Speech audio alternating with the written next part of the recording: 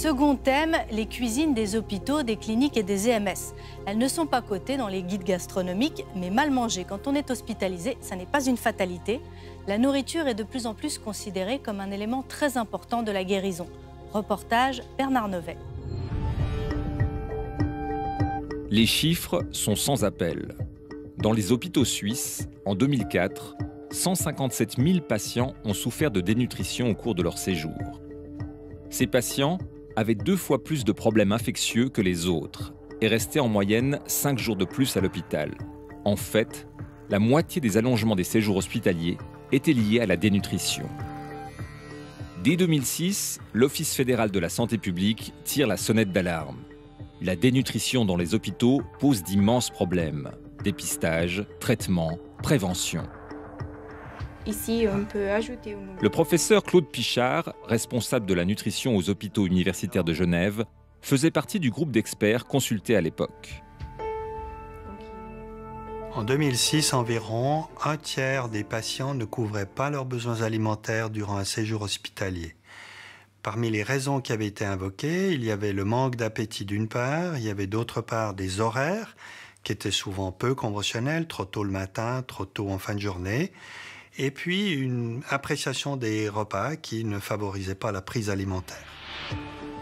Des conséquences pour le patient, mais aussi en termes de coûts.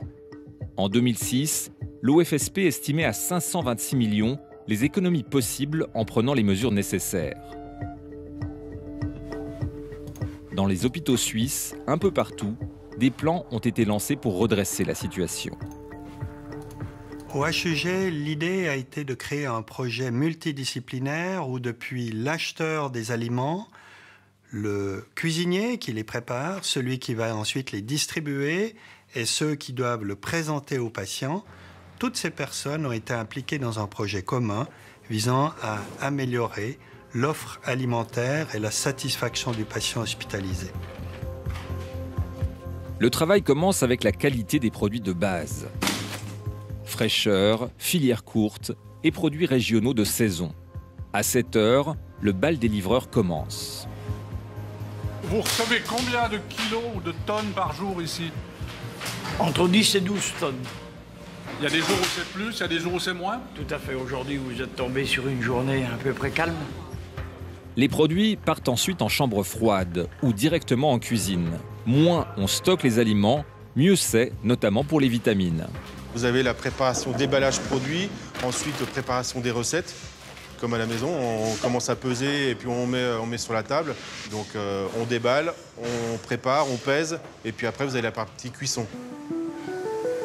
Si les menus spéciaux sont produits séparément, les préparations standards pour les 10 000 repas quotidiens sont faites ici. On a revu les horaires des repas et remanié la carte. Elle propose désormais plusieurs menus à choix pour se rapprocher des goûts des patients. On a un cycle de menus qui tourne avec à peu près 600 recettes. On tourne sur un cycle de 8 semaines pour éviter de retomber sur les mêmes plats. On essaye de varier. Une fois cuisinés, les aliments sont réfrigérés ou conservés sous vide.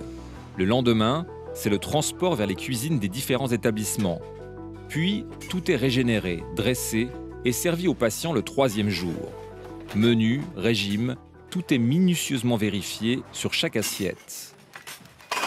Mais si les patients apprécient mieux les repas aujourd'hui qu'hier, leur consommation n'a pas varié en 10 ans. Selon des audits réguliers, plus d'un quart des contenus des assiettes revient en cuisine. La réalité, c'est que les patients ont changé eux aussi. Les atteintes sont souvent plus sévères. Et si les traitements sont plus courts, ils sont aussi plus intensifs, plus invasifs. Le plus souvent, c'est la douleur qui coupe l'appétit. Ou alors, ce sont des problèmes mécaniques, parfois sévères, qui empêchent de s'alimenter normalement.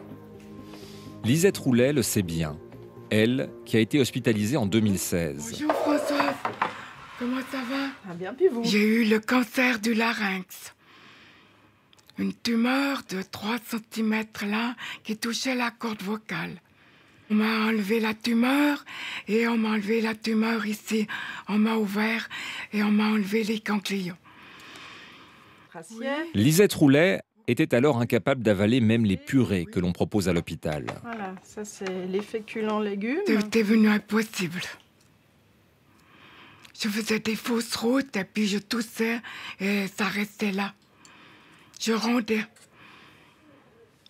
C'est dangereux, ça, de faire des fausses routes? Oui, c'est très dangereux, ça va dans les poumons. Vous pouvez en mourir. On a essayé avec un peu d'eau courte, mais ça restait. J'ai eu 6 mois la sonde nasale.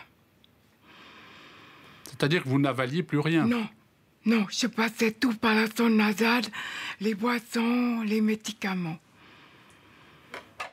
Après avoir été nourrie par sonde pendant 6 mois, elle essaie de vivre sans. Les conséquences sont immédiates. Quand on m'a enlevé la sonde nasale, j'avais de la peine quand même avec. En 8 jours, j'ai perdu 1,5 kg. J'étais à 48 kilos.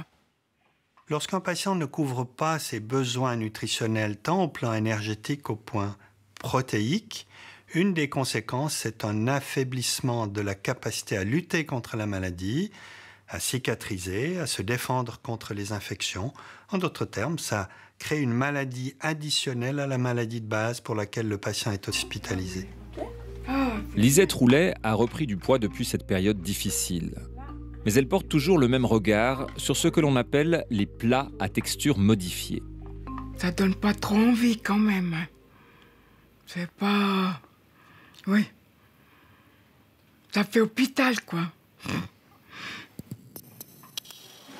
Pour les patients qui peinent à avaler, comme pour les personnes âgées qui manquent de force ou de salive, il faut poursuivre le travail. Au HUG, on teste ainsi une nouvelle manière d'apprêter ces plats mixés ou en purée. Il s'agit de changer leur perception pour augmenter leur appétence. On a recréé les textures. Là, on a la forme des cuisses de poulet, on a la forme des carottes, on a les petits pois avec les couleurs qui vont avec. Le projet, c'est d'essayer de se rapprocher au maximum et de s'inspirer d'une alimentation normale pour donner un maximum de plaisir aux patients. Cette technologie, en test à Genève, a été conçue ici, à Lausanne, par le chef Gabriel Serrero et ses partenaires.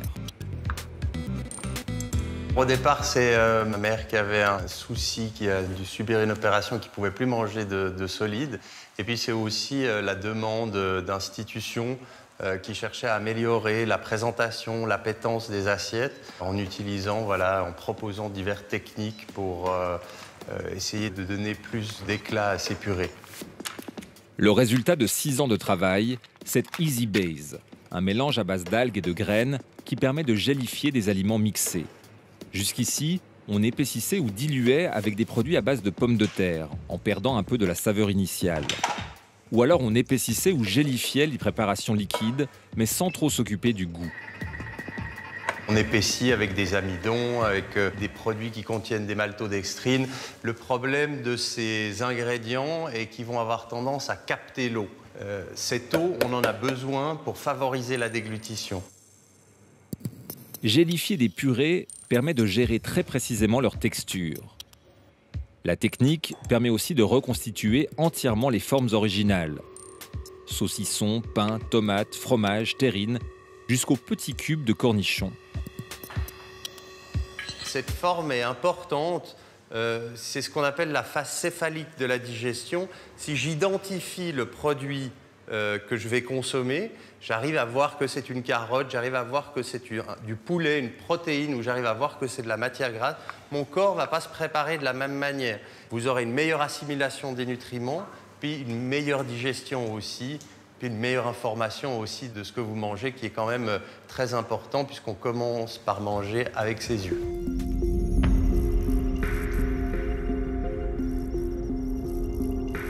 C'est vrai qu'on mange d'abord avec les yeux. C'est d'autant plus essentiel que certains traitements, comme les chimiothérapies, peuvent totalement altérer le goût.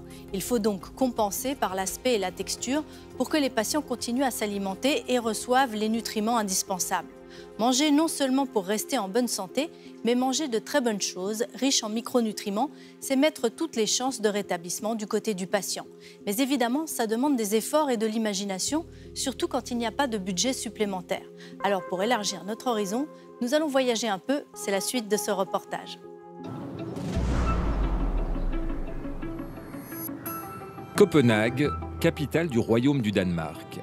Si la ville est moins connue pour sa gastronomie que pour la petite sirène et les milliers de cyclistes qui la sillonnent, elle abrite pourtant l'un des meilleurs laboratoires culinaires et universitaires d'Europe. L'alimentation humaine, c'est la spécialité du Nordic Food Lab. On y parle nourriture, nez et bouche, du matin jusqu'au soir.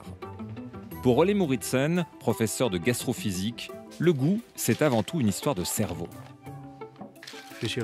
Physiologiquement, cela marche comme ceci. Il y a quelque chose qui est libéré par les aliments et ce quelque chose est soluble dans la salive.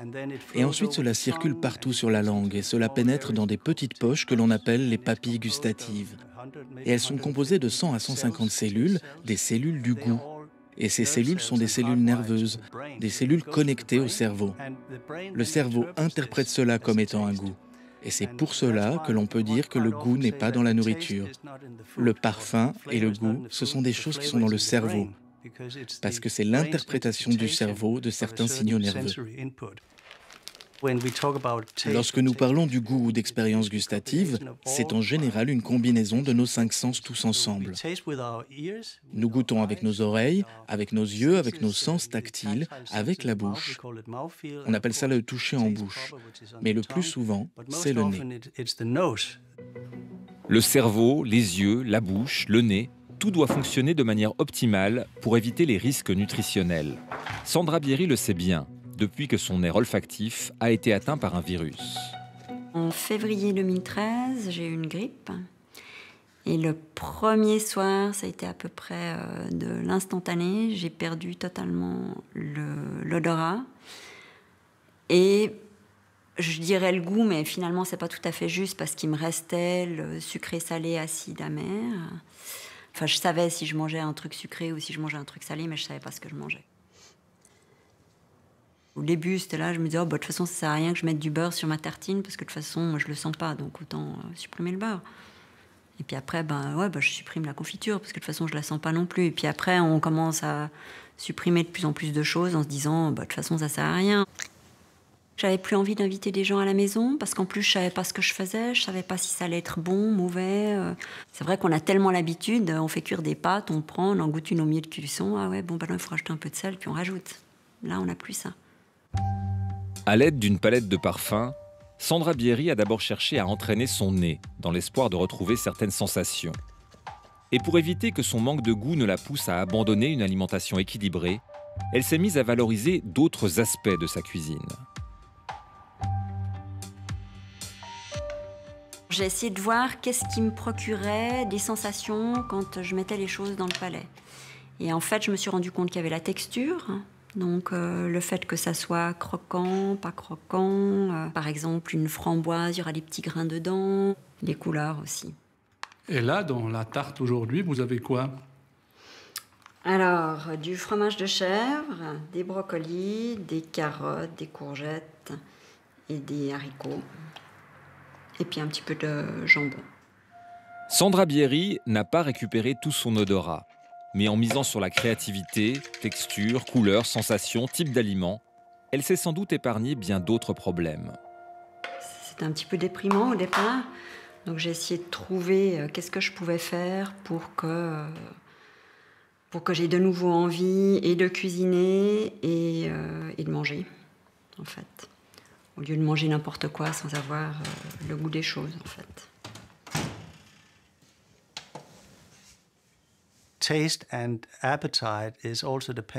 Le goût et l'appétit dépendent aussi de l'environnement.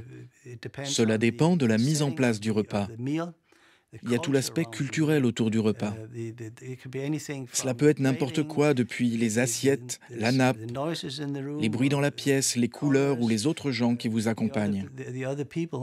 Et c'est un très grand problème, spécialement dans le monde occidental, car beaucoup de gens, et de plus en plus parmi les personnes âgées, vivent seuls.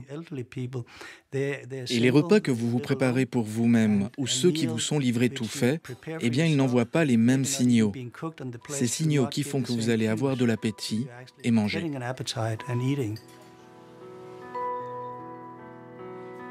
J'ai eu du beurre, de la confiture, je pouvais prendre des birchères ou bien enfin ce qu'on veut, il y a même du fromage et de la viande. On sait très très bien. C'est un buffet? C'est un buffet, oui, c'est un buffet carrément. C'est un peu comme Il y a à l'hôtel? le yogourt, oui, comme à l'hôtel, exactement pareil. Presque des fois mieux. Nous sommes à la fondation La Rose à Verre, un établissement public des Hauts-de-Lausanne. Ici, on a parié sur une restauration flexible, aussi créative que possible. Au petit déjeuner, c'est désormais un buffet qui est ouvert de 8h à 10h30. Alors j'ai pris du bircher qui est très bon avec des petits fruits dedans. Et puis du café au lait avec beaucoup de lait. Assouplir les horaires malgré les contraintes de personnel pour coller aux habitudes des pensionnaires. C'est d'autant plus essentiel que bien des gens arrivent en mauvais état à l'EMS. S'ils viennent de la maison, ils sont souvent dénutris. Ils ont perdu beaucoup de poids, ils se nourrissent quasiment plus, ils n'ont plus de plaisir ni à la vie ni à la cuisine. Puis petit à petit, grâce à la médication, grâce aux bons soins qu'on leur donne, effectivement, ils reprennent du plaisir, et notamment à manger. Ce plaisir de manger passe d'abord par les soins médicaux. Philippe Vuimin est médecin, c'est l'un des responsables de l'établissement. On a été très tôt attachés à ce que nos résidents puissent bénéficier de soins dentaires, certes simples, mais de qualité. Quand on a fait ce geste-là, eh bien, on a des gens qui sont aptes à, je dirais, bénéficier de la cuisine qu'on leur sert, aussi bien au niveau organoleptique, bien entendu, c'est ça le but, et après ça aussi avec tout l'aspect visuel, odorat. Donc si on n'a pas préparé ce terrain-là, on ne va pas en tirer tout le bénéfice. Derrière les fourneaux, Xavier Batz, un ancien de chez Girardet. La créativité en cuisine n'est pas un luxe. Elle vise simplement à rendre plus goûteuses les prescriptions nutritionnelles. La purée de pommes de terre, ça, c'est quelque chose qui me tient à cœur. Dans la purée, nous, on met du beurre et de la crème. Ça, c'est hyper important pour moi. Mais pourquoi c'est si important? Le goût. Le goût, c'est ça que je recherche. C'est uniquement le goût. Travailler le goût est d'autant plus important qu'une bonne nutrition impose de cuisiner parfois moins salé qu'on ne le fait généralement. Les personnes âgées, ayant souvent moins de sensibilité sensorielle, il faut aussi jouer sur la force des souvenirs pour susciter l'envie. Ce midi, le menu sera un papé vaudois, donc une saucisse au chou IGP, produite localement, et puis le poireau et la pomme de terre. C'est un classique, c'est surtout un plat qu'ils adorent. C'est une valeur sûre, quoi. On est sûr de ne pas faire de déçus. Dans les étages, les repas frais du jour sont amenés en chariot pour celles et ceux qui ne veulent pas ou ne peuvent plus se déplacer. Comme tout est fait sur place, il suffit qu'un résident au dernier moment n'ait pas envie d'un plat ou voit l'assiette du voisin qui est plus belle ou parce qu'il a choisi un autre menu, on peut réagir sur l'instant et la cuisine le fait volontiers. La qualité du service, elle aussi, doit suivre. En salle, le personnel hôtelier officie en costume-cravate. Depuis que c'est mis sur pied, j'ai des retours clairs. Et moi, je vous dis, j'ai des patients qui m'ont dit « Je retourne avec plaisir manger dans ce nouveau restaurant. Avec le personnel qu'il y a, on a le sentiment qu'on n'est pas forcément à l'EMS. » Alors ça, c'est très, très clair. À l'époque, c'était en bas, dans un restaurant. Maintenant, on a un restaurant où on peut voir le menu, comment ils se font. Je trouve que c'est formidable. Et alors la saucisse, ça vous a plu à midi? Ah oui, terrible. Ah ça alors, hein. Je suis né en Espagne, mais je suis un bon vaudois. De l'autre côté de la salle, on s'active dans l'espace réservé aux restaurants gastronomiques. Si la gestion est séparée, la proximité des lieux permet des synergies. Les cuisiniers apportant leur savoir-faire aux deux endroits. Le restaurant est ouvert au public et les résidents y ont libre accès. Avec ce voisinage, on permet à un EMS public, qui ne coûte pas plus cher qu'un autre, de bénéficier d'un environnement gastronomique profitable. Il y a plusieurs EMS qui ont déjà des restaurants publics qui marchent aussi très bien, mais le concept n'est pas le même. Ici, on a voulu vraiment intégrer la salle à manger des résidents dans le restaurant public ou vice-versa. Et puis ça, c'est assez novateur comme façon de voir les choses, effectivement. Pour moi, ça mène une énorme plus-value. Je vous donne un exemple. Nous, à la Rosavère, on a toujours décidé de faire nos fonds de sauce. Oui, que ce soit un fond de sauce pour de la viande. On utilise les mêmes produits. On fait tous nos produits maison. Le saumon fumé qui va être servi demain soir aux résidents, on l'a fumé nous-mêmes. Ça continue d'amener une plus-value. En plus, les produits de haute qualité ne coûtent pas forcément plus cher. L'art du chef, c'est aussi d'éviter les fausses économies. Vous pouvez acheter maintenant sur le marché, on trouve du blanc de volaille à 12 francs kilo, congelé du Brésil ou de Chine. Hein. Mais moi, je paye mon poulet fermier, on en achète sur le canton de Fribourg à 24 francs kilo. Mais si vous avez 30% de perte qui est considérée que de l'eau, en fait, vous ne le payez pas 12 francs, vous le payez 12 francs plus la perte. Et en plus, vous n'avez pas le goût. Peu à peu, les hôpitaux et les EMS doivent faire leur mue. Un autre exemple à l'hôpital universitaire de Zurich, qui a vécu une petite révolution. Depuis 2 ans, ce ne sont plus les blouses blanches qui assurent le service. Le personnel hôtelier travaille en bleu.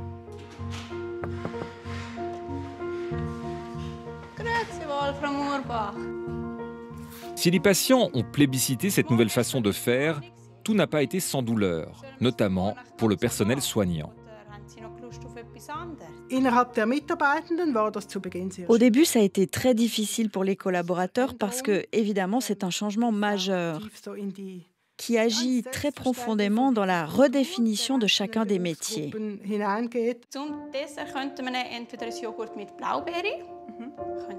Dans les faits, il a bien fallu remplacer des postes de soignants par du personnel hôtelier.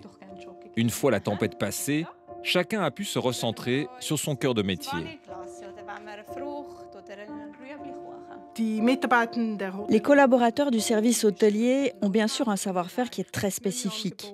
Ils peuvent mieux renseigner les patients sur l'offre et sur la préparation des menus. Ils peuvent aussi prendre plus de temps avec des patients qui ont des besoins particuliers. L'autre aspect positif, c'est que cela représente pour les patients un peu de normalité, un moment où ils peuvent se sentir comme des clients et non pas comme des patients dépendants de soignants. Le personnel hôtelier est bien sûr informé de l'état clinique général du patient, mais il ne le regardera jamais sous un angle médical. Leur relation est très différente. Ce changement permet aussi de professionnaliser les compétences. Le personnel soignant n'étant pas forcément très sensible aux questions d'alimentation. D'autres pistes restent encore à explorer pour optimiser les goûts. Retour à Copenhague. Le professeur Moritzen se rend à la cuisine du Nordic Food Lab. Avec Roberto Flore, il travaille à l'étude du goût umami, largement accepté comme étant le 5e goût. Nous avons 5 goûts de base, amer, salé, sucré, acide, et il y a aussi le goût umami. Identifié au Japon en 1908, le goût umami est une saveur ancestrale, souvent décrite comme un goût de viande. Elle provient du glutamate monosodique, un composé proche de ce que l'on trouve en quantité dans le lait maternel. Au Japon, le bouillon de base, appelé dashi, obtient son goût en utilisant le glutamate de certaines algues, comme ici le kombu. Ce goût prend toute sa dimension en y ajoutant des composés présents dans les noyaux cellulaires, comme par exemple ceux que l'on trouve dans ces copeaux de katsuobushi, un poisson séché.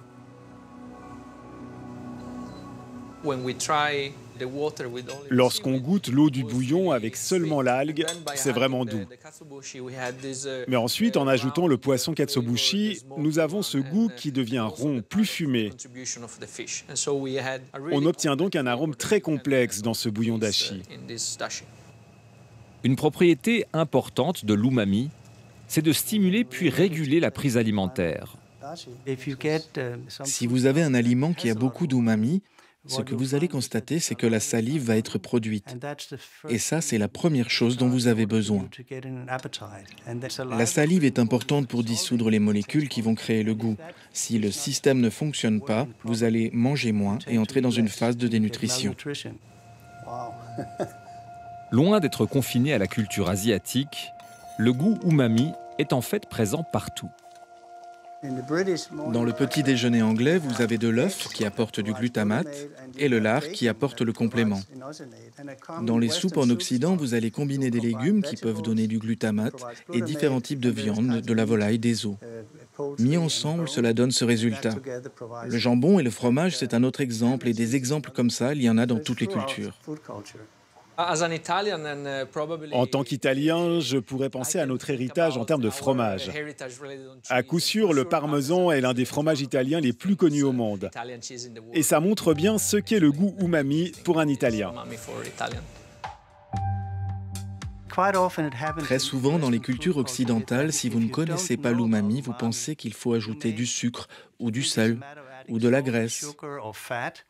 Mais au final, il vous semble que ce n'est pas encore vraiment délicieux, dans le sens où cela provoque l'appétit et aussi la satiété à la fin du repas.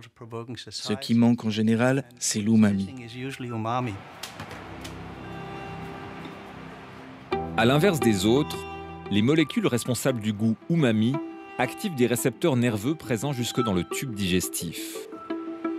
Ce mécanisme indique au cerveau la satiété, ce que ne feront ni le salé ni le sucré. Stimuler l'appétit avec moins de sucre, de gras ou de sel, mais avec plus de saveur. C'est une autre piste à suivre pour améliorer la satisfaction des patients, comme d'ailleurs la santé de tous les autres.